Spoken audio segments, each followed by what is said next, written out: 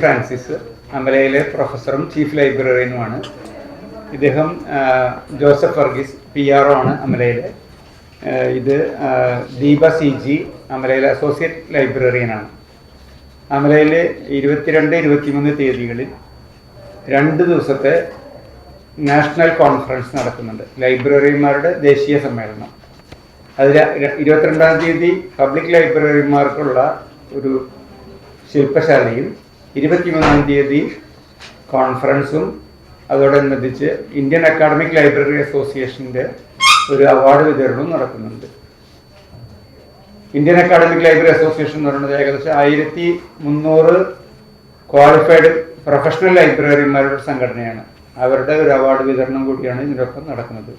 ഈ സെമിനാറിൻ്റെ വിഷയമെന്ന് പറയുന്നത് partnership of academic and public libraries for excellence in education and sustainable development. ഇന്ത്യയിൽ വളരെ വേണ്ട രീതിയിൽ പരിഗണന കിട്ടാത്ത 2 മേഖലകളാണ്. ഒന്ന് സ്കൂൾ ലൈബ്രറികൾ, മറ്റൊന്ന് പബ്ലിക് ലൈബ്രറികൾ.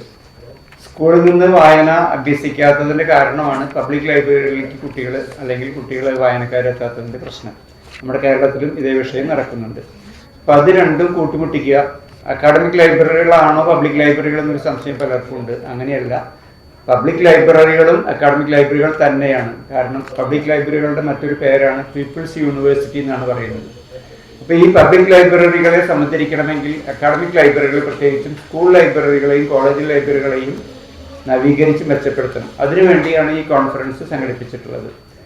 National digital library of India എന്ന് പറയുന്ന കേന്ദ്ര ഗവൺമെൻറ്റിൻ്റെ ഒരു പ്ലാറ്റ്ഫോം ഉണ്ട്.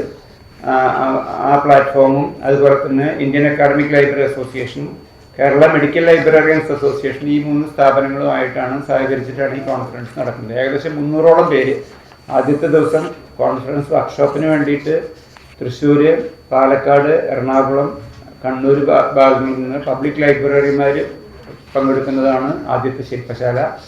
അത് പ്രധാനമായിട്ടും മലയാളത്തിലാണ്. 2ാമത്തെ ദിവസം പ്യുവർലി അക്കാഡമിക് പ്രോഗ്രാമാണ്. 55 പേപ്പറുകൾ ഇതിൽ അവതരിപ്പിക്കുന്നുണ്ട്. ഇതോടനുബന്ധിച്ച് 2 ഇത് ഉദ്ഘാടനം ചെയ്യുന്നത് Kerala health university vice chancellor ആയിട്ടുള്ള ഡോക്ടർ മോഹനൻ കുന്നുമ്മലാണ്. അദ്ദേഹം തന്നെയാണ് അക്കാഡമിക് ലൈബ്രറി അസോസിയേഷൻ്റെ അവാർഡുകൾ വിതരണം ചെയ്യുന്നത്. അക്കാഡമിക് ലൈബ്രറി അസോസിയേഷൻ്റെ 4 അവാർഡുകളാണ് ഈ വർഷം വിതരണം ചെയ്യുന്നത്. ഒന്ന് life time achievement award father doctor John Neelankavil. അദ്ദേഹം ബാംഗ്ലൂരിലുള്ള ധർമാരാം വിദ്യാക്ഷേത്ര എന്ന് പറയുന്ന യൂണിവേഴ്സിറ്റിയുടെ യൂണിവേഴ്സിറ്റി ലൈബ്രറിയനാണ്. ഈ അവാർഡിന് 20,000 രൂപയും ക്യാഷ് അവാർഡും പ്രശസ്തി പത്രമാണ് നൽകുന്നത്. 20,000 രൂപയാണ് അക്കാഡമിക് ലൈബ്രറി അസോസിയേഷൻ്റെ ലൈഫ് ടൈം അച്ചീവ്മെൻ്റ് അവാർഡിന്. പിന്നെ 3 അവാർഡുകൾ. ഒരെണ്ണം ഡോക്ടർ മുത്തുമാരി അളഗപ്പ യൂണിവേഴ്സിറ്റിയിലെ ലൈബ്രറിയനും റിസർച്ച് ഗൈഡ് കൂടിയായ ഡോക്ടർ മുത്തുമാരിയാണ്. 2ാമത്തെ ആള് ഡോക്ടർ മേഴ്സി ലിഡിയ, കോയമ്പത്തൂർ കാരുണ്യ യൂണിവേഴ്സിറ്റിയിലെ ചീഫ് യൂണിവേഴ്സിറ്റി ലൈബ്രറിയനാണ്. 4ാമത്തെ അവാർഡ് മിസ് വിനീത ഡേവിസ് സെൻറ്റ് അലോഷ്യസ് കോളേജിലത്തെ ലൈബ്രറിയനാണ്. ഈ 3 പേർക്കാണ് നാഷണൽ ലൈബ്രറിയൻ അവാർഡ്. 5,000 രൂപ വീതമാണ് ഈ അവാർഡുകൾക്ക് ക്യാഷ് പ്രൈസായിട്ട് നൽകുന്നത്. ഒരു 15 വർഷമായി അക്കാഡമിക് ലൈബ്രറി അസോസിയേഷൻ ദേശീയ സമ്മേളനം നടത്തുന്നുണ്ട്. ഈ വർഷത്തെ ടോപ്പിക് എന്ന് പറയുന്നത് അക്കാഡമിക് ലൈബ്രറികളും പബ്ലിക് ലൈബ്രറികളും തമ്മിലുള്ള ബന്ധം. അതായത് പബ്ലിക് ലൈബ്രറി ജനിച്ചു മുതൽ മരണം വരെയുള്ള ആളുകൾക്ക് സേവനം നൽകേണ്ടതാണ് പബ്ലിക് ലൈബ്രറികൾ.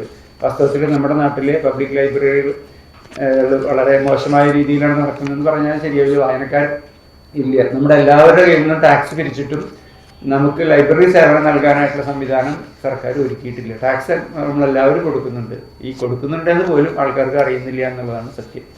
സ്കൂൾ ലൈബ്രറികളുടെ സ്ഥിതി അത് തന്നെയാണ്. നമ്മുടെ സ്റ്റേറ്റ് സ്കൂളുകളിലൊന്നും ലൈബ്രറികളില്ല.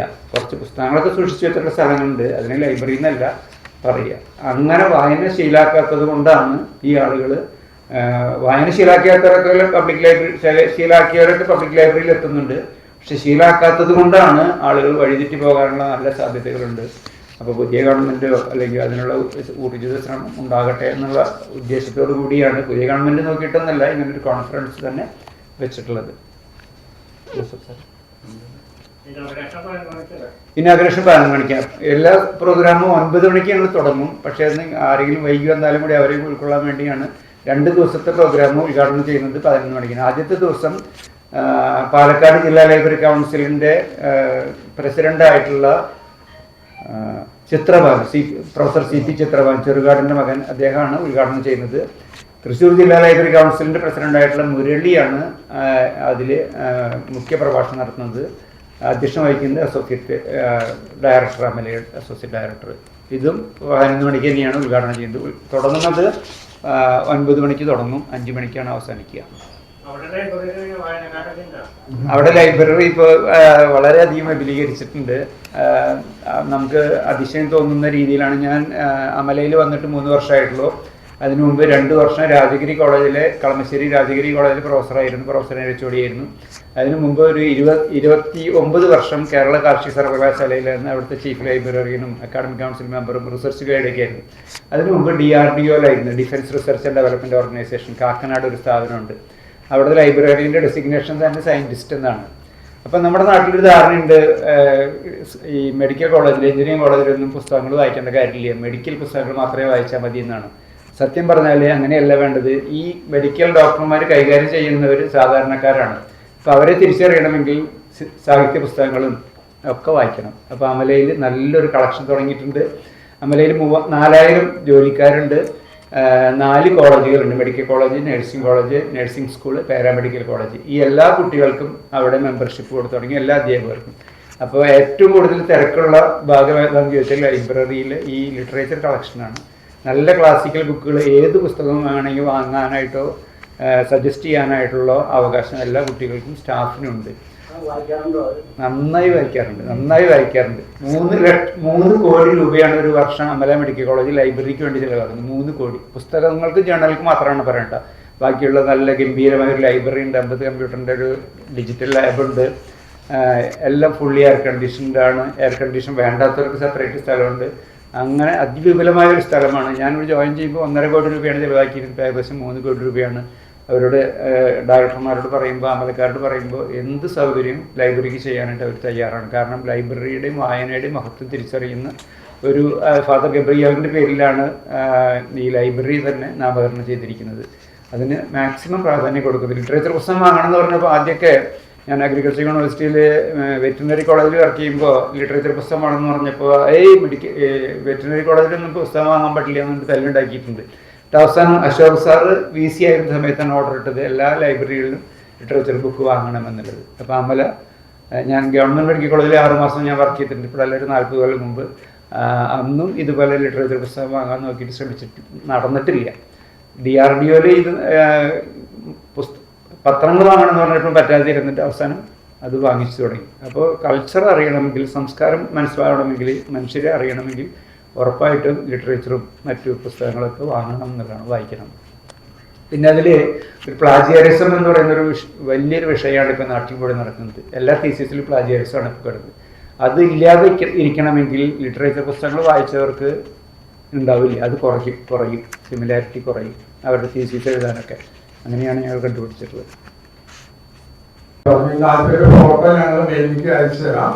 ഫാദർ ജോൺ നെല്ലിങ്ങാവ് എന്ന് പറയുന്നത് ഇന്ത്യയിൽ തന്നെ അറിയപ്പെടുന്ന ഒരു അദ്ദേഹം ഒരു സയന്റിസ്റ്റും. അതിനൊക്കെ ഈ ലൈബ്രറി പ്ലാൻ ചെയ്യുന്നതിൽ ഏറ്റവും നല്ല ലൈബ്രറിയിൽ എങ്ങനെ പ്ലാൻ ചെയ്യാം, പുസ്തകങ്ങൾ എങ്ങനെ കൃത്യമായിട്ട് അത് ഒതുക്കി വെക്കാം, അതിനെയൊക്കെ കുറിച്ചൊക്കെയുള്ള ഐഡിയ ഉള്ള വ്യക്തിയാണ് ജോൺ നെല്ലിങ്ങാവ്. അച്ഛനാണ് 20,000 രൂപ അവാർഡ്. മറ്റുള്ള അവാർഡുകളൊക്കെ 5,000 രൂപ വീതം പറഞ്ഞു കഴിഞ്ഞു. ഈ വളരെ ഫോട്ടോസ് ഞാൻ മെയിൽ ചെയ്യാം. അപ്പോൾ നിങ്ങൾക്ക് പറ്റാവുന്നവരൊക്കെ ഫോട്ടോകൾ കൊടുക്കുക. 200 ലൈബ്രറികൾ ഇന്ത്യയിൽ അദ്ദേഹം ഡിസൈൻ ചെയ്തിട്ടുണ്ട്. ആദ്യത്തെ ലൈബ്രറി നമ്മുടെ സഹൃദയ എഞ്ചിനീയറിംഗ് കോളേജ് ലൈബ്രറിയാണ്. പിന്നെ Thrissur Saint Thomas college library, Rajagiri college library, Devagiri, Kozhikode Devagiri college library, Thrissur government college library നടന്നുകൊണ്ടിരിക്കുന്നു. എറണാകുളത്തെ Maharajas college library, DRDO library, അങ്ങനെ എല്ലാ ഒരു 200-ൽ കൂടുതൽ ലൈബ്രറികൾ ഇദ്ദേഹത്തിൻ്റെ നേതൃത്വത്തിൽ.